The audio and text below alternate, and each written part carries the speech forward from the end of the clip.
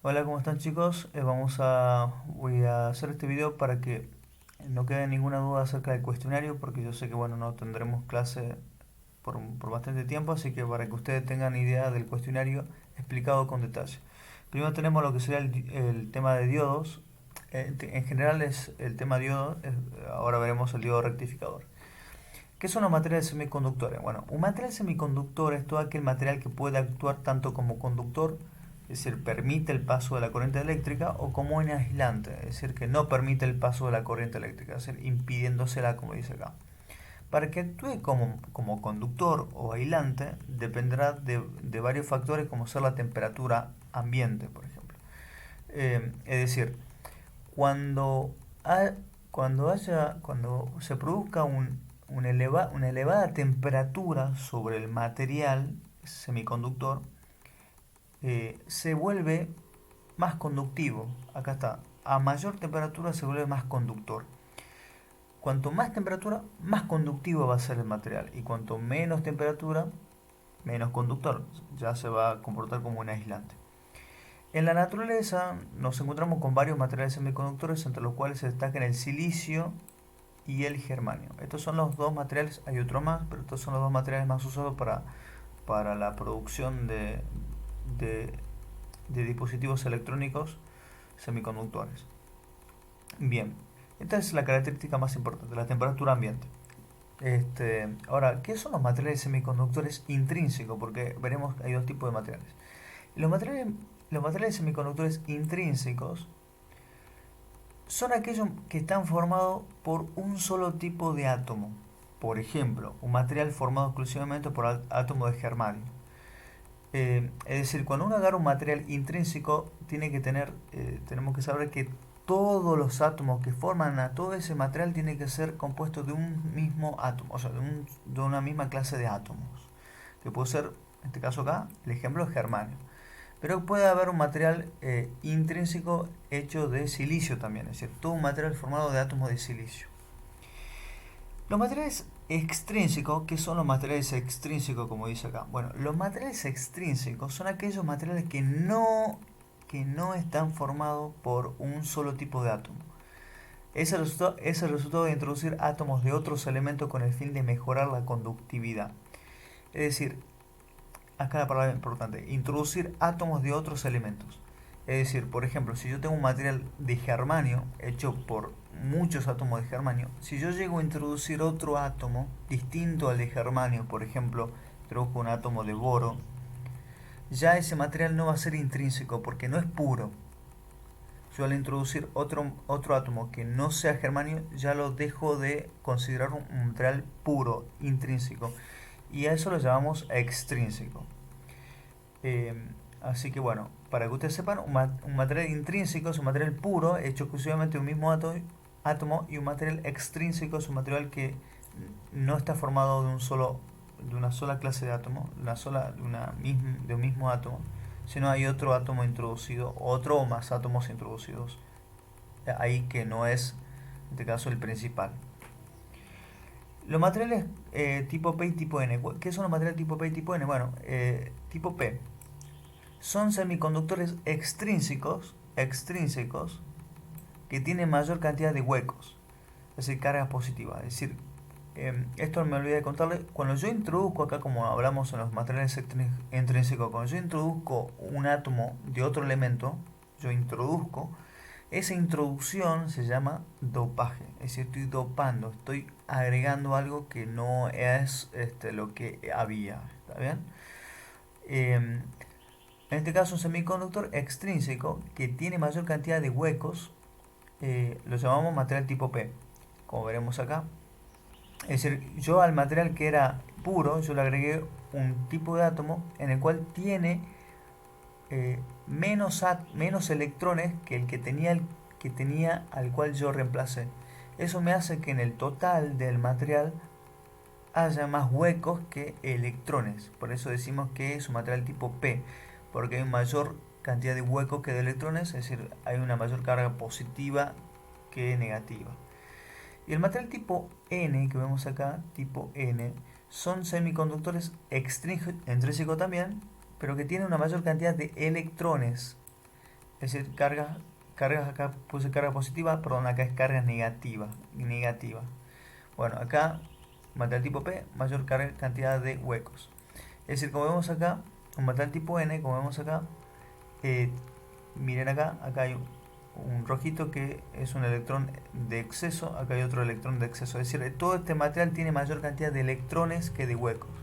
Por eso llamamos material tipo N. Es decir, mayor cantidad de electrones que huecos, material tipo N, excepto este es un material con mayor carga negativa. Y acá, material tipo E, es decir, tiene una mayor carga positiva porque hay mayor cantidad de huecos que de electrones. Bien, acá en vez de puse positiva es la palabra negativa. Igual yo ya lo voy a mandar corregido. Sigamos. ¿Qué se produce cuando hay una unión entre un material tipo P y un material tipo N? Es decir, cuando yo estos dos materiales, como vemos acá, están separados, miren acá, no están juntitos, yo los voy a unir estos dos materiales, los voy a juntar. ¿Qué pasa? Bueno, va a pasar esto, lo que vemos en la imagen. Cuando se une un material tipo P con un material tipo N, a esa unión la llamamos unión PN.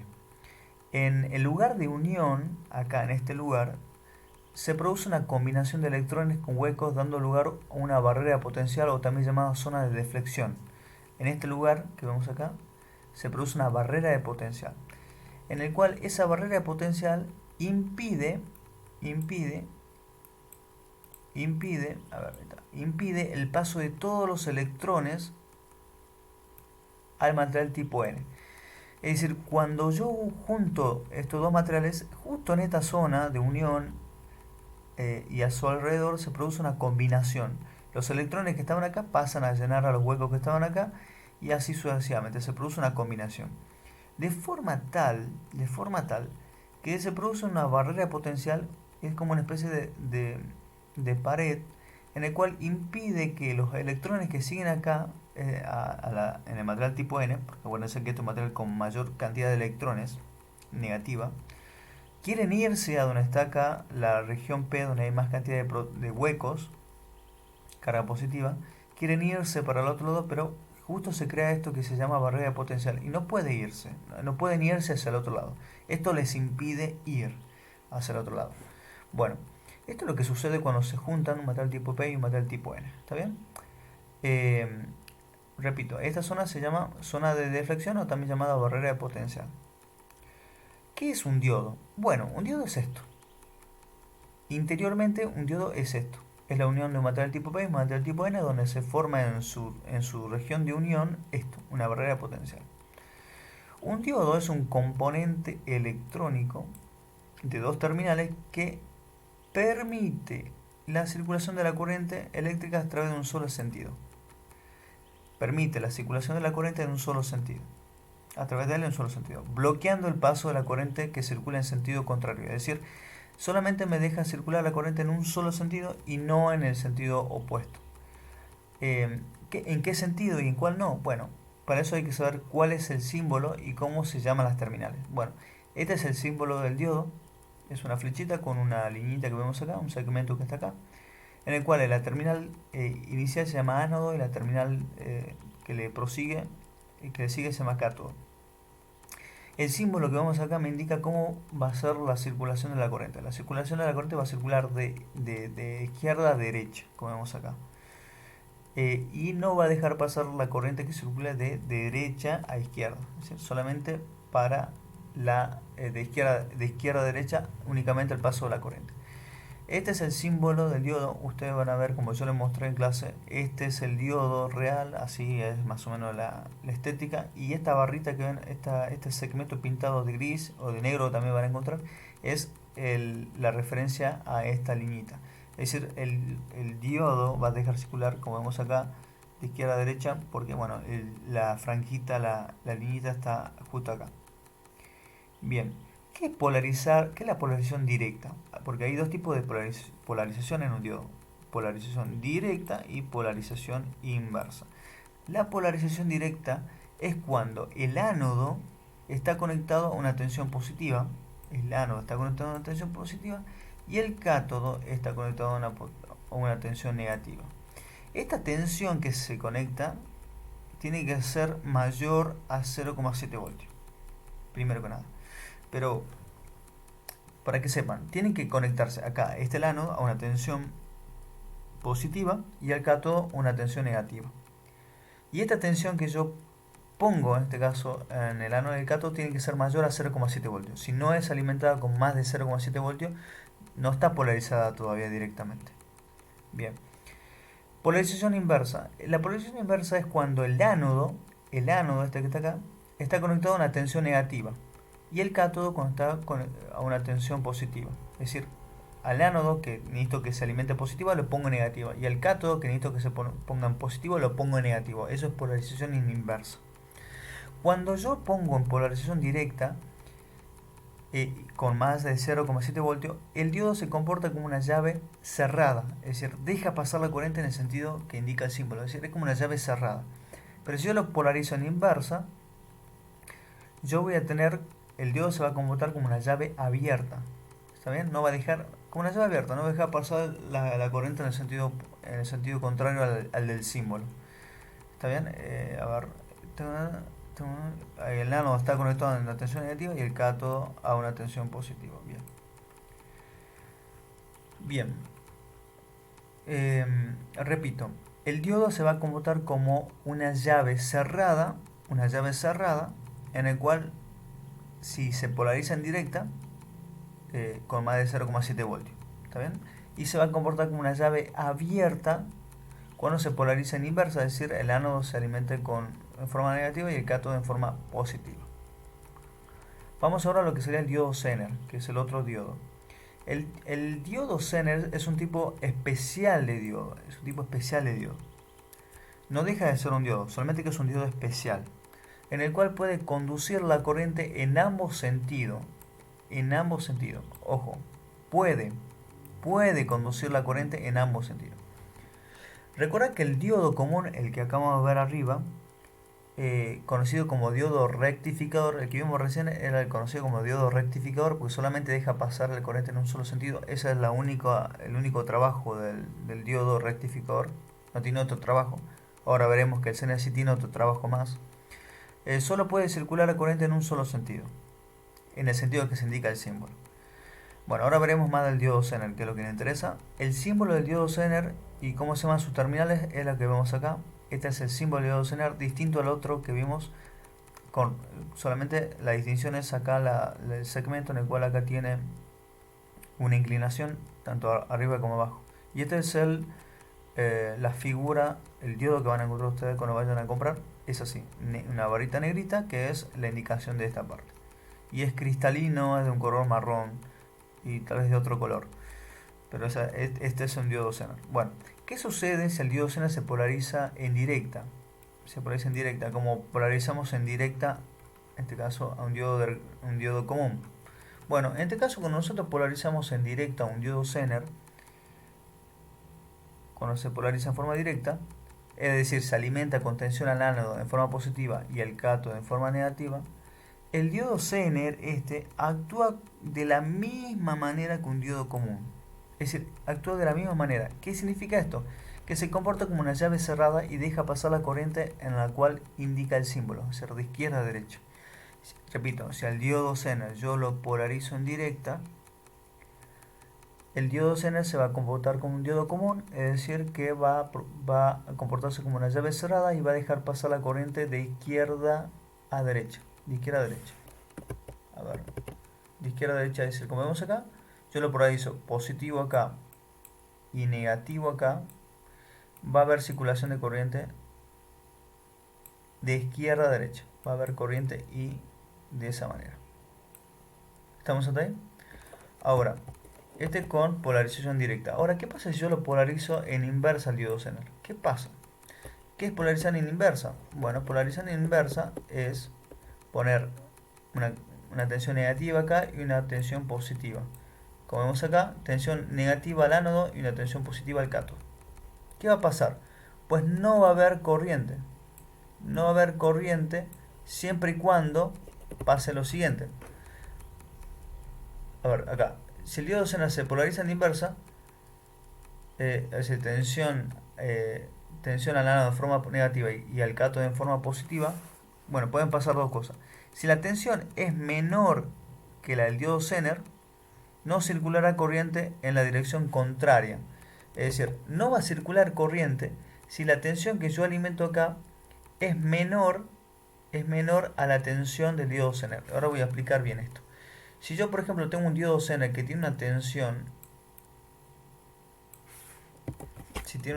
por ejemplo, tengo un diodo Zener que tiene una tensión de, así lo vamos a llamar, por ejemplo, de 10 voltios. De 10 voltios. Si yo acá pongo entre las terminales una tensión de 5 voltios, acá, 5 voltios, acá, voy a escribir sobre esto acá, 5 voltios, ahí. Supongamos que el diodo Zener tiene una tensión de 10 voltios. ¿Está bien? Este Zener ha sido construido para 10 voltios. ¿Qué significa? Que si yo alimento con 5 voltios, por ejemplo, no va a haber circulación corriente en este sentido. No va a haber. No va a haber. Ahora, esto si yo, como dice acá, no circula corriente, si en este caso si la tensión de alimentación es menor que la tensión Zener. Ahora, ¿qué pasa si la tensión es mayor que la del diodo Zener? Por ejemplo, si yo acá, en vez de 5 voltios, acá voy a eliminar un ratito esto, en vez de ser 5 voltios, yo alimento esto con 15 voltios. Pues, ¿saben qué? Si yo alimento con 15 voltios, sí va a haber corriente eléctrica. Sí va a haber corriente eléctrica circulando para, en este caso, de derecha a izquierda, es decir, contrario a lo que me dice el símbolo del diodo Zener.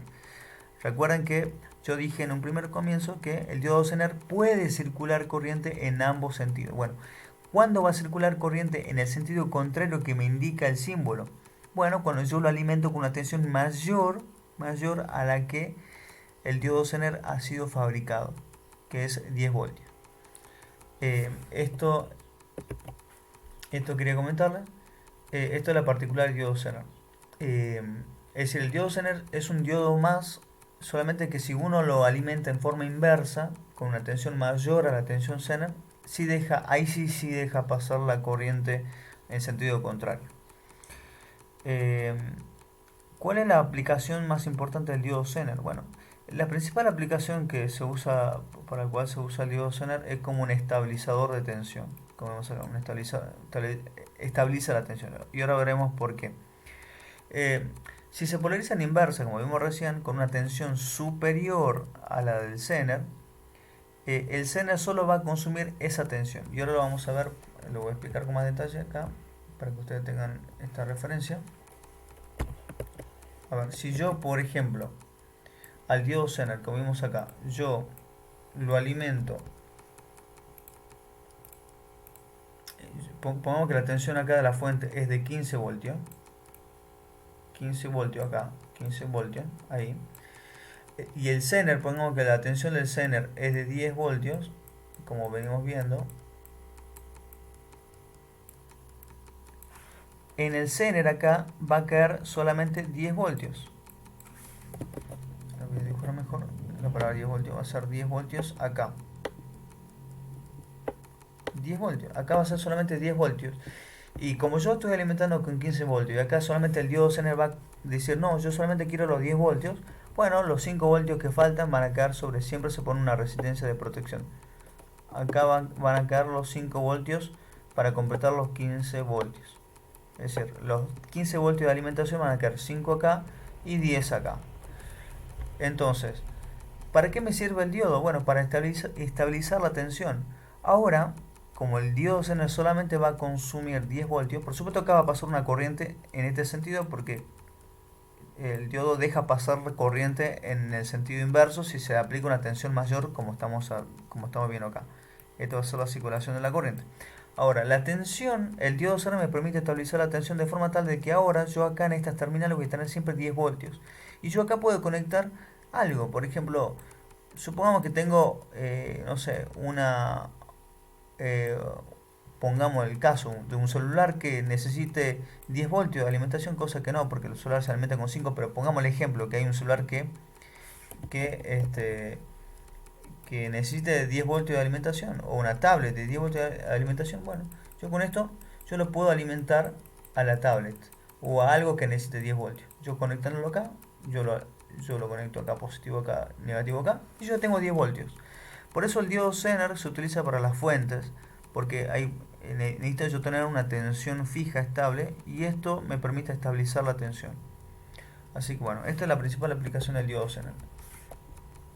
Bueno, esto es lo que está acá, yo lo acabo de explicar. Bueno, eso es todo por respecto al cuestionario. Se lo mando en el video para que ustedes lo tengan con mayor detalle o se explique con mayor detalle algunas cositas.